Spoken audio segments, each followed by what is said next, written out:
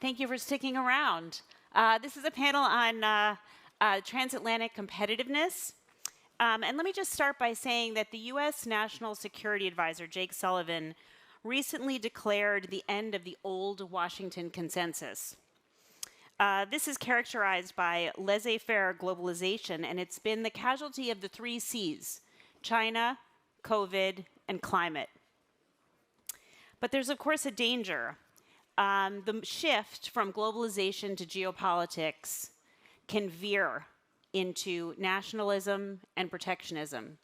So we need to discuss these issues in this venue, and we're very, very lucky that we have 4 panelists who are on the front lines of these debates. I'll introduce them very quickly. It won't do them justice. Bruce Andrews is Corporate Vice President and Chief Government Affairs Officer of Intel. Brando Benifei is a member of the European Parliament and rapporteur on the AI Act. Ann Mettler is Vice President of Breakthrough Energy. And Chris Schroeder is author, entrepreneur, and venture capitalist, as well as Vice Chair of GMF's board. So I'm just going to go right into it. And unfortunately, Brando is going to have to leave after 15 minutes, so we're just going to jump right in and talk about some of the policies and the technology. And I'm going to start with Bruce.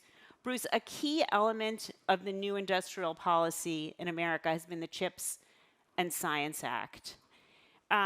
If it succeeds, what will that mean? And how do we avoid a subsidy war with Europe? Sure. Well, first of all, thanks for having me here today. This could not be a more timely conversation. So look, the CHIPS Act was a recognition in the United States, and the EU CHIPS Act, I think, as well, is the fact that there's been a significant realignment of global manufacturing. Obviously, globalization was a big factor in many industries, but also in the semiconductor industry, you essentially had 30 years of very focused policies by South Korea, Taiwan, China, to bring manufacturing there. And just to give you a sense that in 1990, 37% of global semiconductor manufacturing was in the United States. Over 40% of it was in Europe. In current times, that number is about 9% in Europe and 12% in the United States. And so what has changed? And really what changed was very focused industrial policies, very focused incentives to attract manufacturing to Taiwan, to China, to South Korea. And so the U.S. CHIPS Act is really a recognition of 2 things.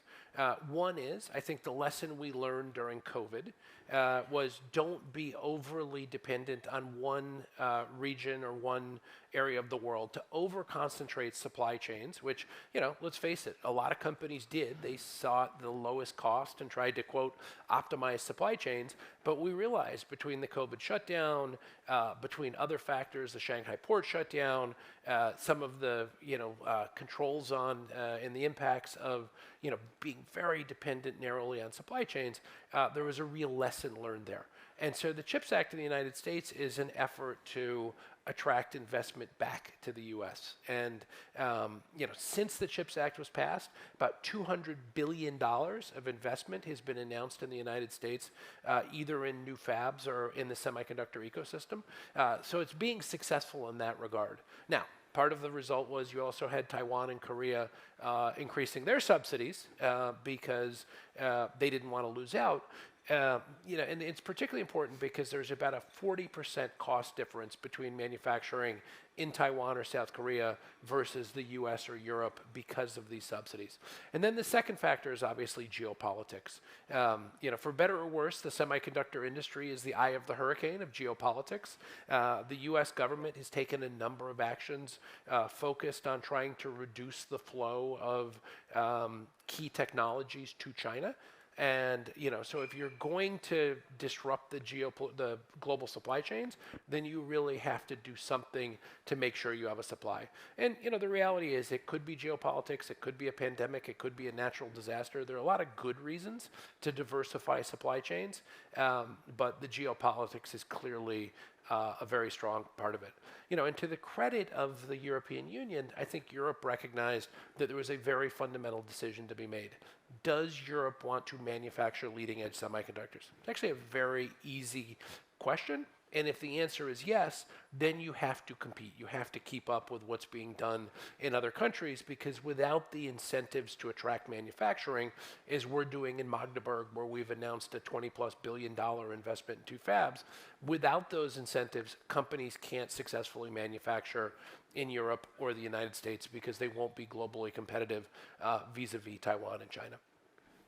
Terrific, thank you. I'm going to turn to Brando. You, as I said, you're one of the rapporteurs of the new European AI Act.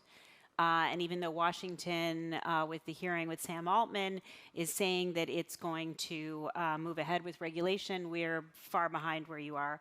And so maybe you can just tell us, what does the AI Act hope to accomplish? And there are going to be inevitable accusations of protectionism, that it's going to kill innovation. Why don't you preempt those and tell us why those aren't true?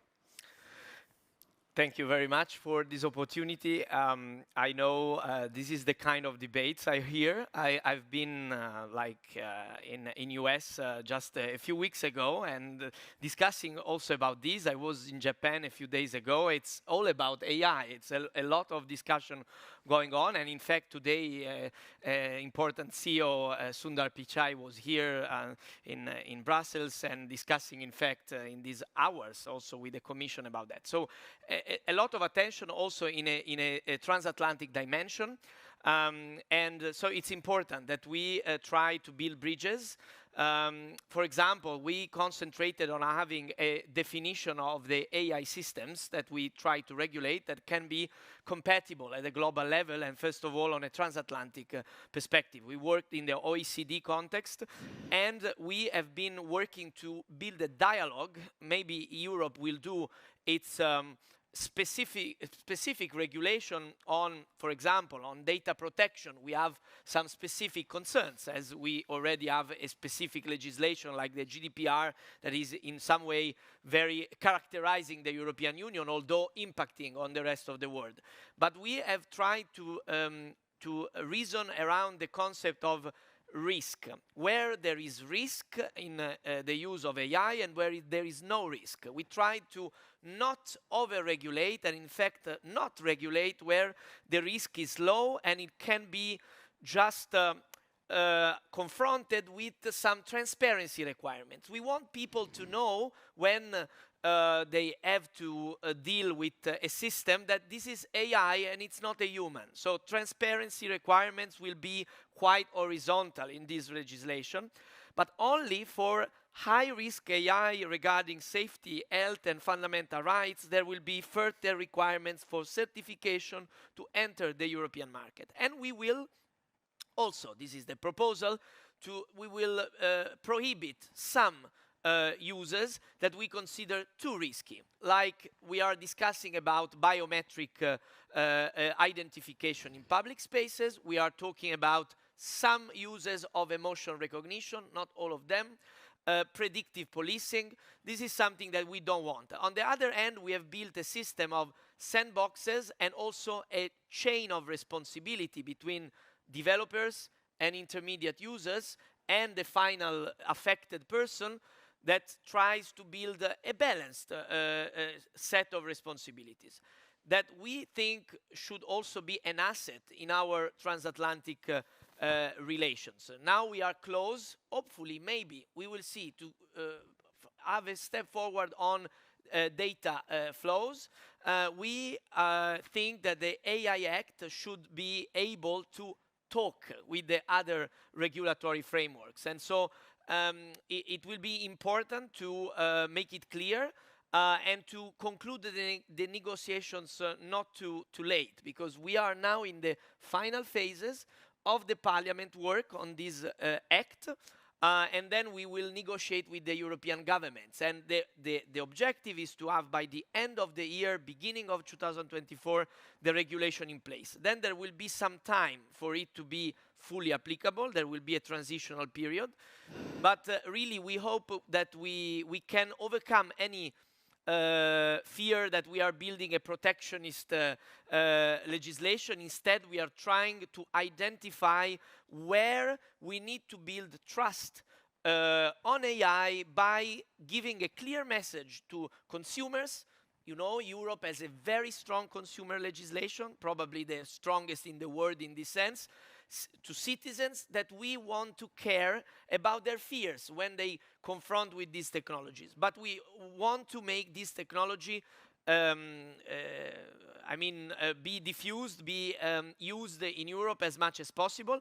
And I conclude on this, what we just heard about the chips and the non-dependency on some regions of the world, what we learned with COVID, I think it's very interconnected. We need to build with the transatlantic partners a dialogue and a connection, a coordination, also G7 discussed about it, on all these digital issues, because I think this will be crucial for our collective security, our defense of our democratic values on a broader scale.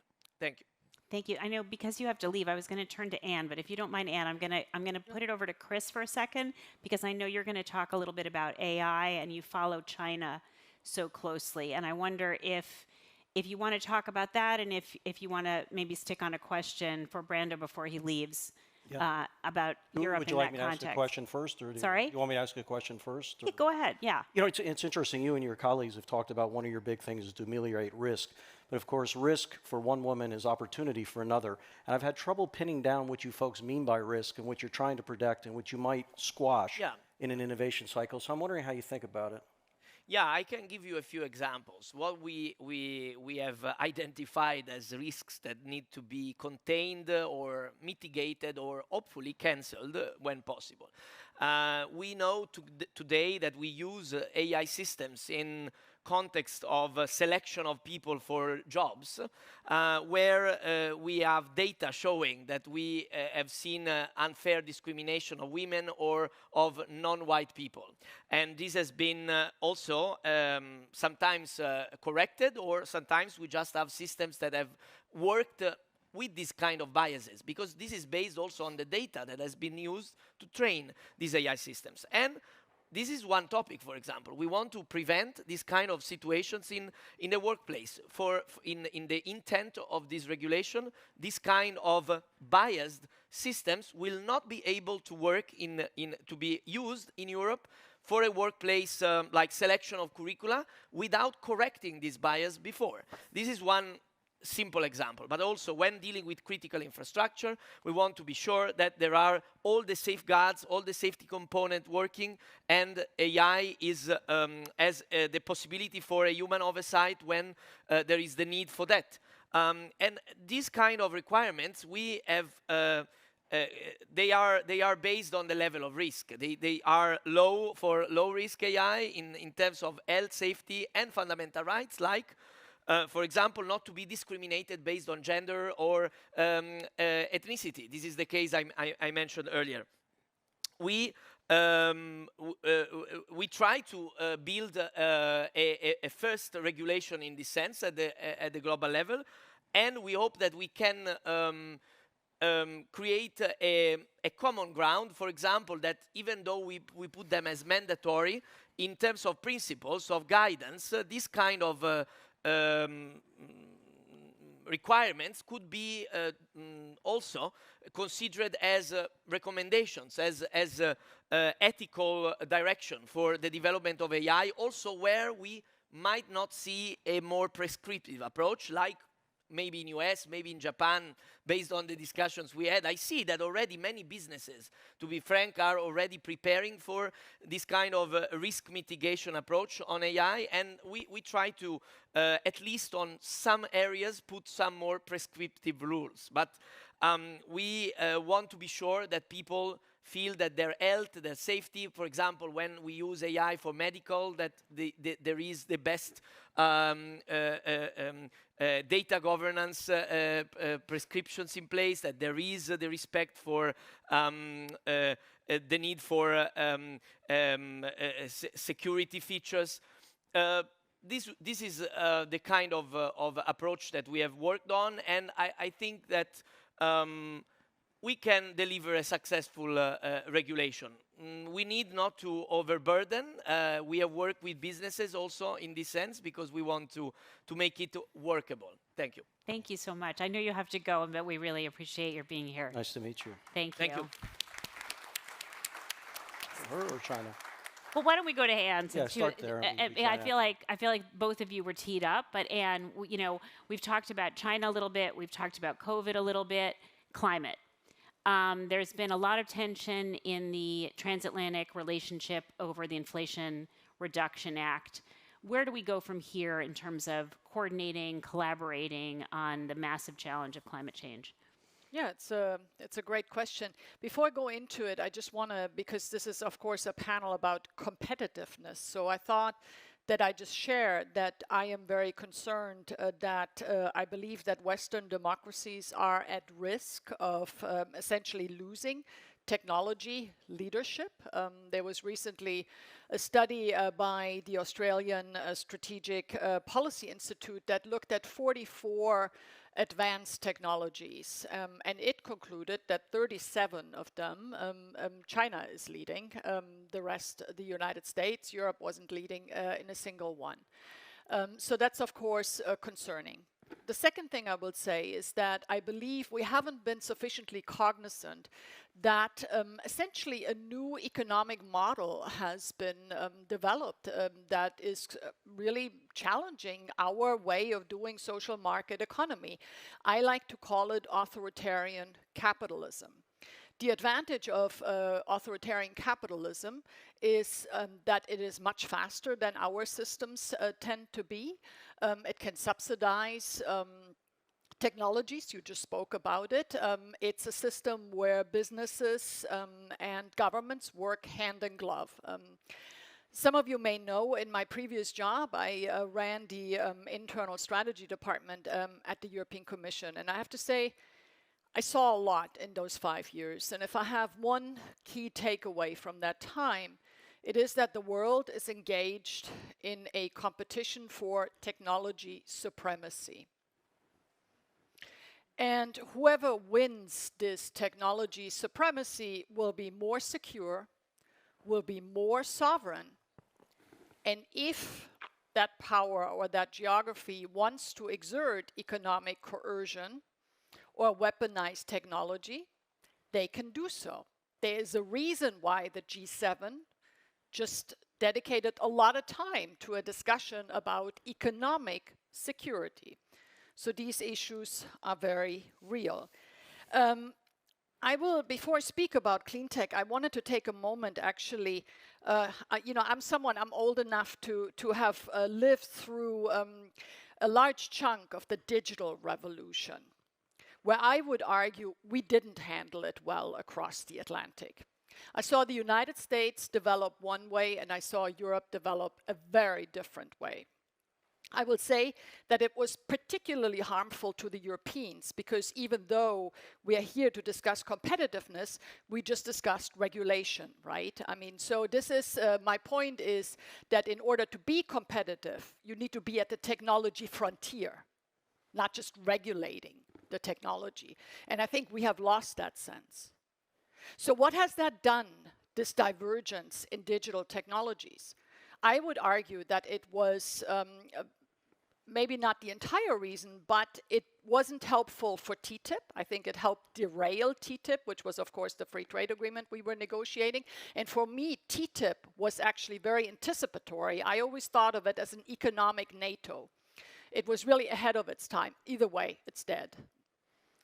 But I would also argue that the Trade and Technology Council that has been set up has largely been bogged down now just with all the sorting out all the divergencies and all the problems that this has created, that we have developed over 2 decades now, very divergent systems in digital technologies. So the argument I would make here is we are right now on the cusp of a new technology revolution, which I would like to describe as the clean technology revolution.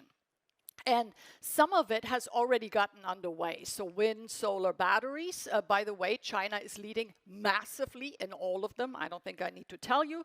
But there will be a whole slew of new technologies that are in the pipeline, whether that's green hydrogen, long-duration energy storage, carbon dioxide removal technologies, e-fuels. There's a lot in the pipeline. But these technologies now, they need investment, they need to be de-risked, they need to be scaled, commercialized, you know, I mean, and regulated, by the way. So, but in a nutshell, we're gonna have to draw up new standards. We need to think about what does a resilient supply chain look like, and we still need a lot of innovation. For instance, if you look at critical minerals or critical mineral processing, we are so dependent on China once again, right? So we need to have conversations. What can be substitutes for critical minerals? So the point is, a lot of this is just taking off. And the argument that I would like to make here is that essentially, we are better off if we think now at the early stage of these technologies. How do we build what I would like to call a green transatlantic marketplace, right? I mean, so that we essentially recognize that these issues will occupy us for years. What is interesting here is both the United States and Europe are the underdogs. We're starting late and we're starting from behind. Maybe that can build some common ground. And of course, a transatlantic marketplace today already covers about 1/3 of the global economy. It's 780 million consumers together. It's of course not as big as China and India, but this is sort of the new benchmark, right? So bigger markets actually really do matter because they mean that speed to market, essentially the scaling up process in bigger, more integrated markets is easier. And that matters right now because I already alluded to it. We are too slow. So let's think about how we integrate these markets. And of course, when you scale, one of the things that happens is the cost comes down. This is what Bill Gates likes to call the green premium. This is extremely important in energy technologies because the innovation is non-differentiated. So if you fly on an airplane that flies with sustainable aviation fuels, it will be a lot more expensive, but you won't palpably have a different experience as a consumer. So price is extremely important here. And the products will commercialize faster and the costs will be lower for companies if there is some alignment around regulations or at least mutual recognition. Does it make sense for Europe to have one definition of green hydrogen and the United States a completely different one? Why can't we have this conversation now to see if there can be common ground? I think that there is huge opportunity here, and I would really encourage that we think along these lines and really come together now before we have these divergent pathways, because that way we stand a chance to be jointly successful in what is by all accounts now the issue of our times. This is not just climate. We're dealing with weaponized energy, a war that was started essentially because of energy. We have a massive industrial and systemic competition. So please, please, please, let's not do the same mistake again. Thank you so much. Okay, Chris. Yo. How are we doing on AI? And how are we doing on AI vis-a-vis China? Well, I think it's very important as we think about competition to think about China and to really understand it a little bit. And it's not to pick on China because all of us in this room are competitors and allies and we always figure out how to work things out. China adds a lot of complexity. But, you know, there's this conventional wisdom in the West, and I think particularly in America, it really is kind of a two-part myth to it overall, which is that centrally planned economies cannot innovate over time. And that particularly with AI and quantum, this is going to be a real weight on China. And the second one is that China has a proclivity to shoot itself in the foot with the very innovation it unleashes. So people are still talking about Jack Ma, they're still talking about Ant IPO, they're certainly talking about the blow up of the edtech space and a bunch of other news overall. But it's interesting, I was with a serial entrepreneur from China in Singapore not long ago, big investor now, and he said, look, there's no time on earth I'd rather be investing in China than right now. He said the startups are unbelievable. There are huge structural problems we have to solve. There's unbelievable talent, and this talent has spent the last 10 years building great tech companies so they know how to do it. They can move fast. You Americans underestimate the power of weight. We can throw a lot of people at a lot of problems overall. Talent is still relatively affordable, still 1/5 to maybe a little bit more in the cost of engineering is there. But we're not going to be doing ride-sharing apps anymore. We're going to be focusing on healthcare, advanced manufacturing, EV, biotech, climate, and the like of it overall. And in the midst of all of this, and I now talk to a lot of people who come out of China recently on this part, they are as spun up about AI as we are. There's absolutely not an inch separation about the level of spun up they are right now. Everyone's building with it. The activity is very much like ours. There are a whole bunch of Chinese chatbots and automation efficiencies in the back end that's happening right now. Despite the firewall, I have yet to meet anyone in China who has not had access to GPT and OpenAI. They figure out a way around it overall. A lot will concede to me that they are behind in LLM and a lot of the stuff in generative AI overall, but they think they'll catch up. There's amazing innovation happening in computer vision because there are lots of cameras and lots of data. A lot of innovation on the sectors I mentioned before. ByteDance and the big companies, I mean, ByteDance refers to itself as an AI-first company, and they just launched a new sensational music app, which is all based on that, which is very interesting. And another element, which you've talked about in other parts of competitiveness, is most of these new companies are global day one. But what they mean by global is different from what we mean by global, meaning that, yeah, actually, surprising number of these tech companies are still doing business in America, but what they're really looking is everywhere else. So they have these amazing partnerships in Japan and in Korea, other parts of Southeast Asia, but also in Latin America and places like that everywhere else. I push people very much on the regulatory environment overall. I mean, there's an awful lot of data in China, and by the way, the regulatory environment will allow access to certain technology that we in the West will be less comfortable with. And I'm not making a judgment. I don't think we should necessarily change ourselves. But for example, the Chinese are willing to do stuff with data in fetal tissue, which is uncomfortable, at least in America right now. And that may be fine. We have to ask ourselves what kind of society we want to be. But it does mean that they're going to get an interesting edge in biotech because AI can use data that we're not able to use overall. Now, it's just not all roses, right? I mean, we just need to understand it for what it is at the end of the day. I mean, there are a lot of things going on which is, worthy to pull a string on too. I told you I was just in Singapore lately. Billions and trillions of dollars have left China to go to Singapore just in the last 8 months. So someone's voting with their feet in some way very powerful, and it's, I think, something to watch.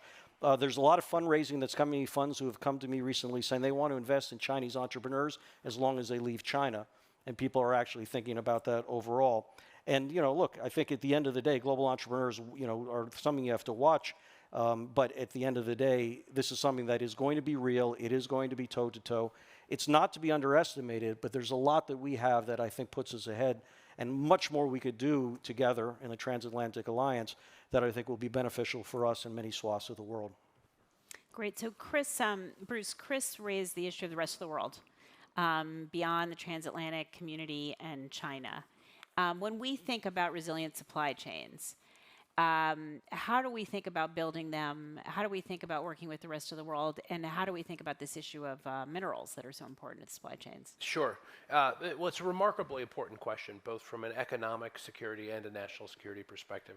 Let me start on the supply chain issue because it's something that we spend a huge amount of time on. Because obviously diversifying manufacturing is important, but bringing the supply chains as well. I mean, the disruptions that were caused, we've seen this in the auto industry, right, where we had auto plants idled because a 50-cent chip was not available. Like, that's crazy, and frankly, it's something that we have this opportunity now to make sure is not the case going forward.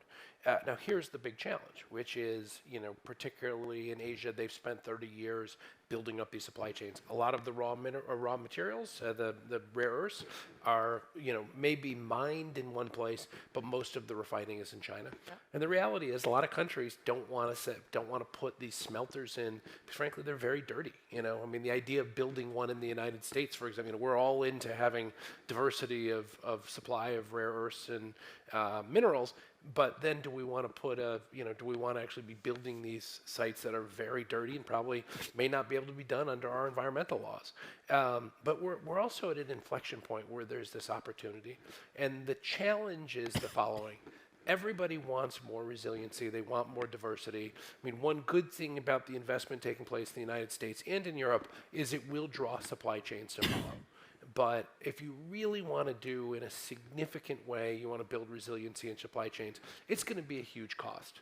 And there's only 3 choices on who bears that cost, right? There's the companies, the customers, or government's help. And somehow we're going to have to allocate and figure that out. Now, the other issue is, and just I'll use the semiconductor industry as an example, the cost of building this resiliency is astronomical, right? You know, the Taiwan, Korea, Japan, China have spent 30 years investing tens of hundreds of billions of dollars. So, you know, even let's say the United States tomorrow said, we want to build a completely diversified supply chain in the United States. It would be cost prohibitive. And this is one of the opportunities for the transatlantic community, and frankly, to your point, the rest of the world to get together, is it doesn't all have to be in the US, it doesn't all have to be in Europe, but what would be important is having a lot of the key pieces of it, and frankly, being able to, you know, God forbid something does happen, natural disaster, pandemic, geopolitical conflict, that if something does happen that disrupts the supply chains in Asia, there are quick alternatives. Because what we don't want to do is have whole industries shut down, you know, and go into massive economic depression as a result of these supply chains. And so, you know, the one thing that we've been advocating for is for the US and the EU to be sitting down and saying, what are your comparative advantages? Where are the areas where, you know, a country in Europe may be able to help diversify and absorb some of the cost, but also build up that sector of industry. There's a lot of it going on in the United States, for example. You know, so there's this opportunity, but we have to take it, because the biggest mistake that we could make is in 5 years have something happen that shuts down the supplies, and we say, well, we knew it was a problem, but we didn't take enough action to deal with it. And I think the same is true in rare earths. And, you know, someone had mentioned, you know, the weaponization of commodities, or particularly things that are rare. You know, and obviously the U.S. has been taking a number of actions with regards to semiconductors that the Chinese see as fundamentally threatening their economy, right? So Xi Jinping has developed indigenous innovation to try to counter that threat.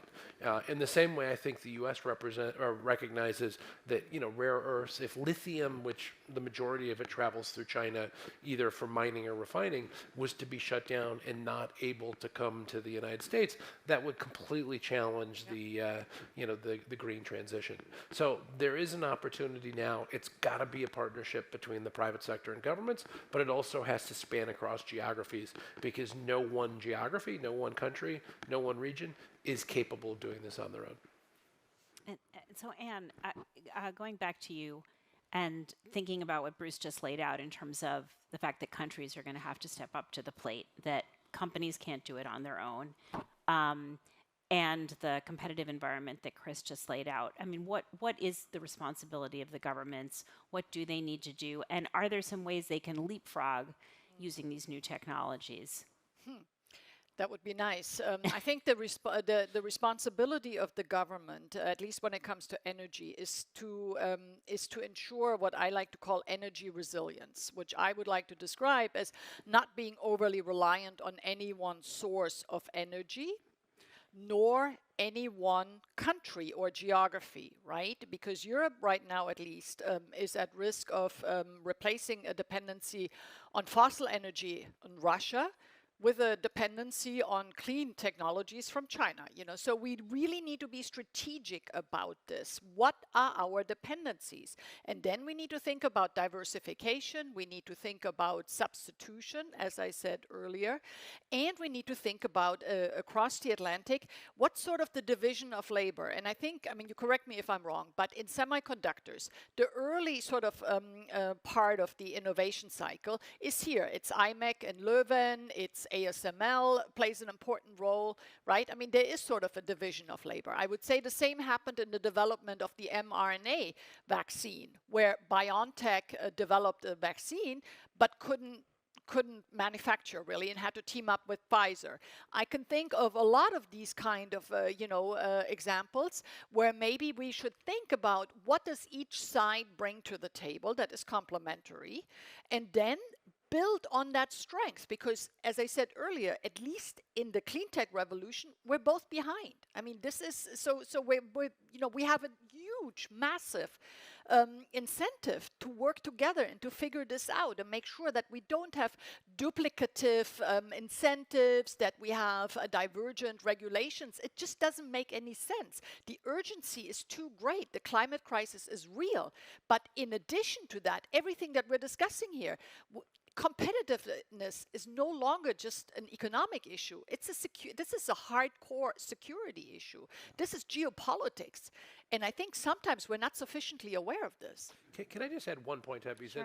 Something you said is really, really important, which is, the U.S. and the EU sometimes see it as a competition with each other, and that's not really the case, right? We're both economies are being driven by factors, and frankly, by policies that have, been very smart for those countries. It's not a criticism; it is a recognition that they've been playing by one set of rules in the U.S. and the EU, whether it was not wanting to do industrial policy in the U.S., state aid rules here in Europe, but we tied hands behind our back, and now we end up in a situation where we have a really fundamental choice to make. If we want to be able to make these technologies, we have to change the way we've done business for the last 30 years. Yes. That's why this discussion is so useful in laying that out and breaking down the silos, I think, between foreign policy, economic policy, and climate policy. So I want to open it up. Does anybody have any questions? And while the mic, okay, right here.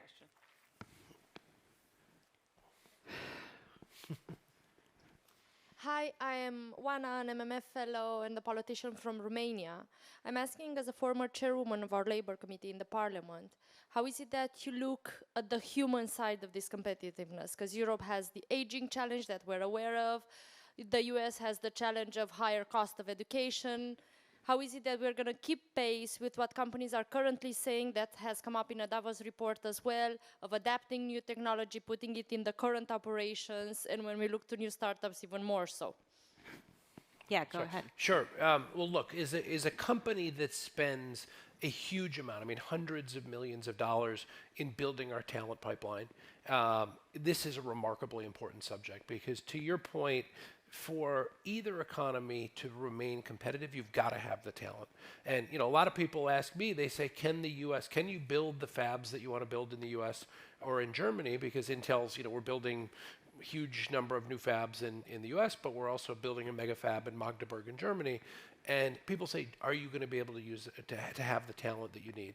And it's really three things, right? One is it's having the education system to produce. Two is we actually partner with local institutions, so particularly community colleges and local universities, and actually developed our own training programs. Arizona, we've got this partnership with Magdeburg Community, or with Maricopa Community College that's amazing. And we have in our fabs, we run from technicians who are basically community college graduates all the way up to PhD engineers. So to have that, then the third piece is immigration. And I'm not gonna. I could spend a lot of time complaining about why I think U.S. immigration policy is failing right now because we're not adequately addressing our workforce needs. But I think both economies have to recognize how important it is to bring those talents. And I will tell you, one of the reasons that when we decided to build in Magdeburg in Germany was the strength of the German apprenticeship programs between the Fraunhofer Institutes, which are remarkably impressive, and the apprentice programs in Germany. It made it a very attractive place to manufacture, even though there's a higher cost than some of the other places in Europe. Can I add just 2 seconds? Yeah, to that as well? please. Imagine a world that you're talking about right now where literally anyone can have their own personal coach to teach them the job skills they want on their terms and help them get through that in a conversational way. Imagine an elderly person who's very very lonely and has nothing to do, but can talk to anyone, anywhere about any interests that they might have in their life overall. Imagine perfect prediction of almost any disease that comes our way, or imagine that what can happen to you once you have a disease, that you can now have global access to information at your fingertips, and on and on. Part of the answer of your question is the revolution we're in right now called AI. This is going to open up opportunity. We have to start thinking very, very differently. It's very easy for us to say, how can we train 1 million people overnight? Well, actually, we can now start to think about training 1 million people overnight in a way that we couldn't have even talked about 2 years ago. Let's get a mic to Jacob, and then we'll go to the back. Oh, Jacob Kierkegaard from the GMF. I guess I would want to ask a little bit of a devil's advocate question. Because, I mean, I think you mentioned it, Chris, that we're in this situation that we got to figure out how to split the bill between governments, businesses, and consumers. But I guess as an economist, I sort of look at this and, I mean, for all the talk about supply chain disruptions, et cetera, during the pandemic, we managed the quickest global rollout of vaccines in history. I'm old enough to remember when Putin cut off Nord Stream 1 that there were lots and lots of industrialists who stood up and said it'll be the end of the German economy. Well, there wasn't even a recession in 2022, right? I mean, and green minerals, right? I mean, 18 months ago, we were all worried about the rising cost of cobalt because it came from the Katanga province by Chinese government-owned mining companies. Well, the price of cobalt is down 50%. Why? Well, because we figured out a way to make car batteries without cobalt. Same thing with lithium. We figured out to use sodium instead of lithium potentially for car batteries. So my question is, aren't we frankly underestimating our Western democracies, not just Western, but for that matter, China as well? Aren't we underestimating our ability to adapt? And isn't it therefore wrong that governments are spending tens of billions of dollars to subsidize all of these things when, quite frankly, we should let the price mechanism sort it out instead? Thank you. Great question. Who wants to I take that? can take that. So also playing devil's advocate, I think you're completely wrong. And I tell you why. In energy, it takes decades to stand up these technologies. If you look at wind and solar, it took close to 4 decades before it became cost competitive. Because of the climate crisis, we just don't have that. We don't have the luxury of taking this long. This is why governments need to invest massively. They need to do so jointly with business. We need a new generation of public-private partnerships. We need blended finance, and we need to do all of this very quickly and strategically. At least in energy, what you describe, in my opinion, does not work, at least in this part of the world, because of what I just said. We're not talking about a new iPhone or so. A lot of these technologies are very undifferentiated. Yeah, so this is really, sucking carbon out of the air. I mean, who's going to pay for that, right? Unless you have a market mechanism in order to reward someone. So we really need to think this through. The idea that markets let markets play this out will not work in the energy transition. It takes too long.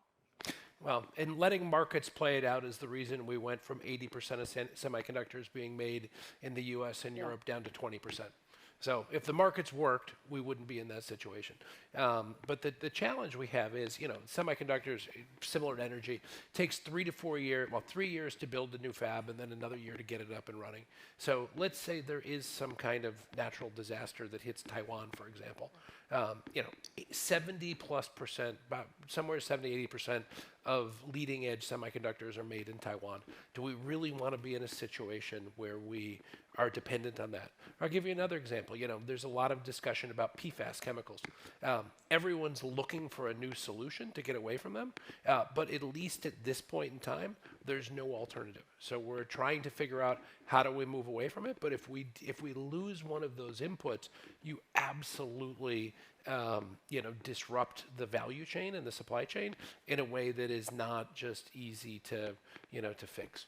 2 seconds. Yeah, but I just want to say that we're going to put a pin in this conversation, and GMF's going to return to it again and again. I think when it comes to energy and semiconductors, we have 2 easier cases, but I think bringing rigor to this question is incredibly important.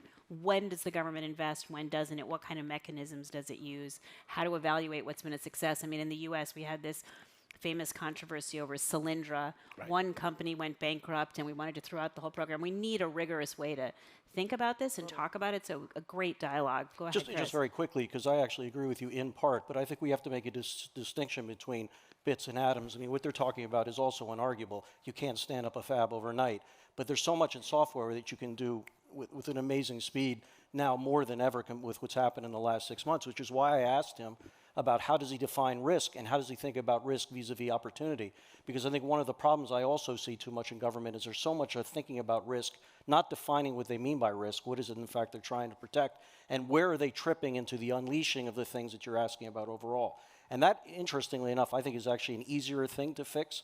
And that's the caution I give as regulators look at this. A lot of it's about how they define risk on their terms, not necessarily in partnership with the private sector to understand what can be unleashed in innovation, and that becomes a missed opportunity. So I'm so sorry, but we're at 0 Yeah. minutes left. Does anyone have anything they feel an urgent need to say? If not, I think this was a fabulous panel. Thank you so much. Thank you, Karen.